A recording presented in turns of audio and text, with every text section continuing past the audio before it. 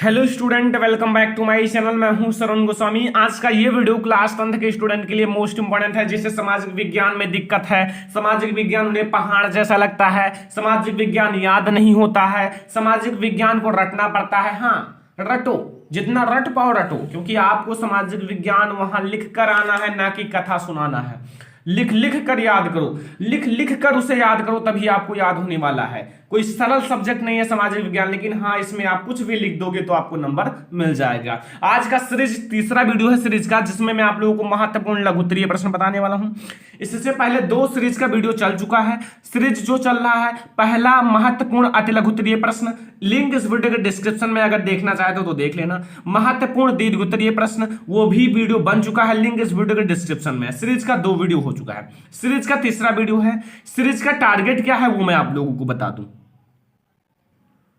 अगर मेरे शेर अभी भी सो रहे हो तो जाग जाओ, क्योंकि अब आप लोगों को लड़ने का समय आ गया है, सोने का नहीं। ठीक है, आपको करना क्या है, इस वीडियो को एक दिन में 1K लाइक और 10K व्यूज पहुंचाना है। जैसा कि मैं बहुत खुश हूं, क्योंकि आप लोगों ने 1K लाइक तो पहुंचा दिया, स्क्रीनशॉट आपके सामने है। ठीक है, 1K लाइक तो पहुंचा दिया। जो महत्वपूर्ण अति लघु उत्तरीय प्रश्न थे, मुझे बहुत ही अच्छा लगा। आप लोगों ने इतना प्यार किया, इतना प्यार दिखाया, लेकिन आप लोग व्यूज भी लाओ। क्या करना है, वीडियो को शेयर करना अपने फ्रेंड्स के साथ, जितने भी फ्रेंड्स हैं शेयर कर दो। कॉल करके बताओ, उनके पास फोन करो कि सर ने वीडियो डाल दिया, इसे देखो, तब वो आएंगे। ठीक है, और अगर इंस्टाग्राम पे फॉलो नहीं किया हो तो जाके फॉलो कर लो, Sarwan27 माय इंस्टाग्राम लिंक इस वीडियो के डिस्क्रिप्शन में जाके फॉलो करो। चलिए शुरू करते हैं आज के इस वीडियो को। देखो, 4 आपके सामाजिक विज्ञान में 4 जो आपके ऑप्शन होते हैं। पहला इतिहास, दूसरा भूगोल, तीसरा अर्थशास्त्र, चौथा क्या होता है, नागरिक शास्त्र। ठीक है, तो पहले हम लोग इतिहास से शुरुआत करते हैं। इसका आंसर आप लोगों को चाहिए तो कमेंट बॉक्स में बताना। अभी आंसर नहीं बन पाया है, काफी मेहनत करना पड़ता है, बहुत लिखना पड़ता है। तो देखो, हम भी तैयारी कर रहे हैं तो थोड़ा दिक्कत हो रहा है, तो आप लोगों को मैं आंसर भी प्रोवाइड कर दूंगा जल्दी, लेकिन बोर्ड एग्जाम आपका नजदीक है। ठीक है, मैं आप लोगों को दूंगा, लेकिन अभी नहीं दे पाऊंगा। ठीक है, तो पहले आप लोग देखो, जितने भी मोस्ट इंपोर्टेंट से याद करना, जहां भी दिखे इसे तुरंत याद कर लो। पहला इतिहास में है, यूरोप में राष्ट्रवाद के विकास में संस्कृति का क्या योगदान था। यूरोप में राष्ट्रवाद के विकास में संस्कृति का क्या योगदान था, यह पहला क्वेश्चन है लघु उत्तरीय का। पहला प्रश्न मोस्ट इंपोर्टेंट है। ये दूसरा और भी मोस्ट इंपोर्टेंट है। जर्मनी का एकीकरण कब और कैसे हुआ। जो जर्मनी का एकीकरण है वो कब हुआ और कैसे हुआ, मतलब सन बताना है, कब हुआ था और कैसे हुआ था, कुछ कारण थे या वैसे हो गया था, ये सब बताना है। जर्मनी का एकीकरण मैं ऑलरेडी पढ़ा चुका हूं। इटली का एकीकरण भी पढ़ा चुका हूं, नहीं देखे हो तो सर्च कर लो। जर्मनी का एकीकरण बाय सरवन लेक्चरर, इटली का एकीकरण बाय सरवन लेक्चरर, आपको हमारा वीडियो सबसे ऊपर मिल जाएगा। तो क्या चिंता, सर्च कर लिया करो, कोई भी टॉपिक हो बाय सरवन लेक्चरर लगा दिया करो, हमारा वीडियो सबसे ऊपर मिल जाएगा। ठीक है, तीसरा क्वेश्चन, प्रथम विश्व युद्ध के भारतीय समाज का अर्थव्यवस्था पर क्या प्रभाव पड़ा। जो प्रथम विश्व युद्ध हुआ था उससे भारतीय समाज जो है, भारतीय समाज पर की अर्थव्यवस्था पर क्या प्रभाव पड़ा। प्रथम विश्व युद्ध के भारतीय समाज व अर्थव्यवस्था पर क्या प्रभाव पड़ा। जो भारतीय समाज की अर्थव्यवस्था है उस पर क्या प्रभाव पड़ा था प्रथम विश्व युद्ध के समय।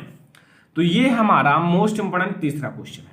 चौथा क्वेश्चन, नमक यात्रा उपनिवेशवाद के खिलाफ प्रतिरोध का एक असरदार प्रतीक थी।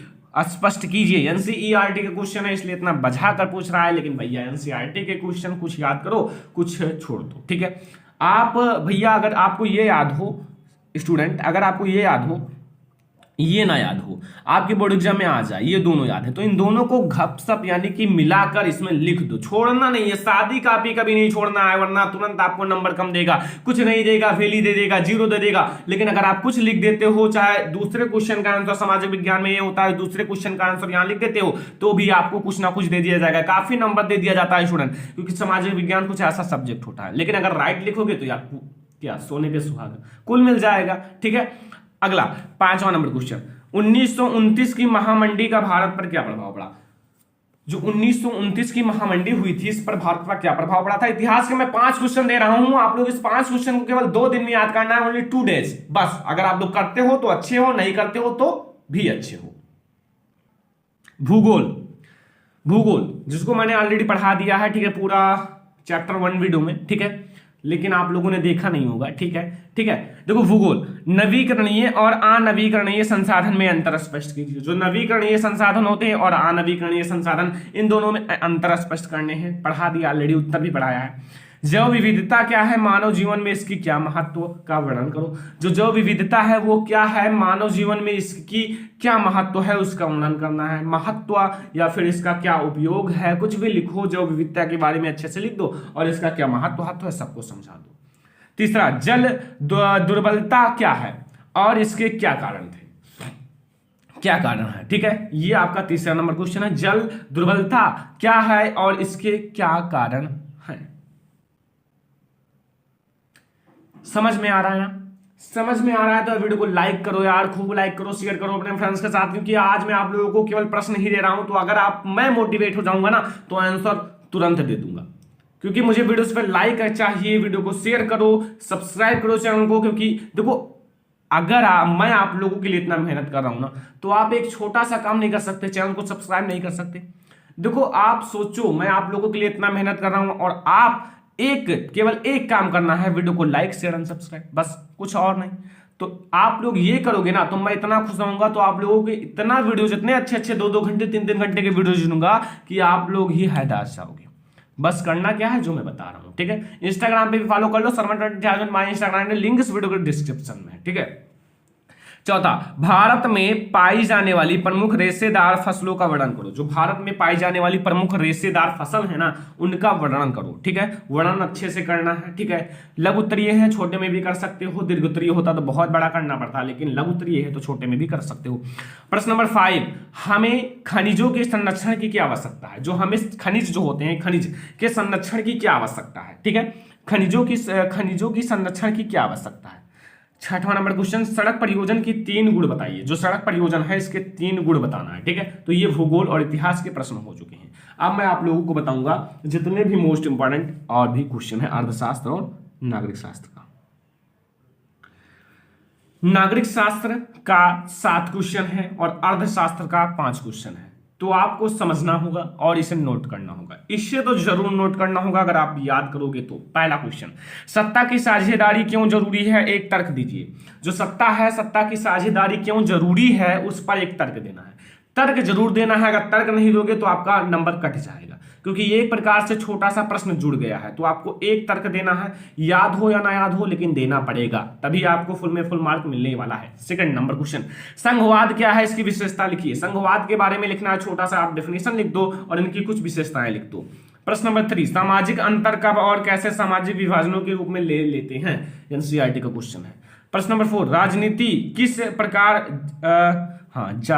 जाति व्यवस्था को प्रभावित करता है। राजनीति जो है किस प्रकार जाति व्यवस्था को प्रभावित करता है। ठीक है, ये प्रश्न नंबर 4 है। प्रश्न नंबर 5 है, नर्मदा बचाओ आंदोलन क्या है। नर्मदा बचाओ आंदोलन क्या है, ये आपको बताना, इसके बारे में क्या है, कैसे हुआ। ठीक है, कुछ आप जो जानो, जो याद किए हो, जो बुक में पढ़े हो, नर्मदा बचाओ आंदोलन के बारे में लिख देना। प्रश्न नंबर 6 है, भारतीय लोकतंत्र की 3 विशेषता लिखिए। जो भारतीय लोकतंत्र है उनकी 3 विशेषताओं को लिखना है। जो उनकी 3 विशेषताएं हैं, जो आप जानते हो, जो आपको याद हो, वो लिखना है। ठीक है, भारतीय लोकतंत्र की 3 विशेषताएं। 3 याद हो 3 लिख दो, 5 याद हो 5 लिख दो, 7 याद हो 7 भी लिख सकते हो। डोंट वरी, जितना आपको याद हो उतना लिखो, लेकिन 3 से कम ना लिखो। 2 ना लिखो, 1 ना लिखो, बिल्कुल ना लिखो तो बिल्कुल गलत है, लेकिन आप 3 से ज्यादा लिखो। 3 याद है 3 ही लिखो, कोई दिक्कत नहीं है। ठीक है, तो ये आपका क्वेश्चन नंबर 6 है।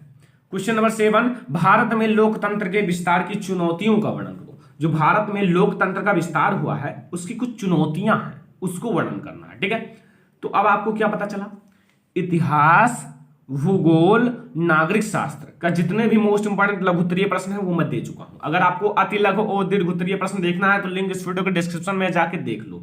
अब आपको नहीं कहना है। ठीक है, मैं आप लोगों के लिए इतना मेहनत कर रहा हूं तो अब आप लोगों को सब कुछ करना होगा। ठीक है, तो ये आपका नागरिक शास्त्र है। अब आएंगे अर्थशास्त्र पर। किस पर, अर्थशास्त्र।